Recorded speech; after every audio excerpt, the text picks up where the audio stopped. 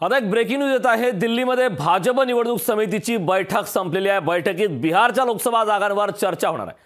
बैठकीत महाराष्ट्रातील 25 जागांवर चर्चा झालेली आहे। भाजपची दुसरी यादी ही उद्या जाहीर होण्याची शक्यता आहे। त्यामुळे आताची महत्त्वाची बातमी येते, बैठकीमध्ये महाराष्ट्रातील 25 जागांवर चर्चा झालेली आहे।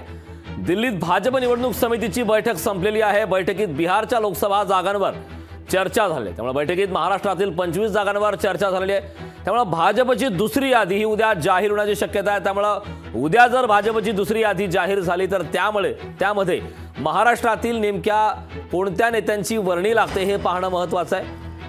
मात्र बैठकीत महाराष्ट्रातील 25 जागांवर या बैठकीमध्ये चर्चा झाल्याची माहिती मिळते। नेमके ते मतदारसंघ कुठले आहेत, त्या कुठल्या जागा आहेत याबाबत स्पष्टता कदाचित उद्या यादी जाहीर झाल्यानंतर होऊ शकते। मात्र सध्याची ताजी अपडेट मिळत आहे त्याप्रमाणे उद्या भाजपची दुसरी यादी जाहीर होऊ शकते आणि विशेष म्हणजे त्या दुसऱ्या यादीमध्ये महाराष्ट्रातील नेमके कुठल्या मतदारसंघातील कुठल्या नेत्यांची वर्णी लागते हे पाहणं महत्त्वाचं असणार आहे। लोकशाही मराठी ऐका, पहा, जागरूक रहा।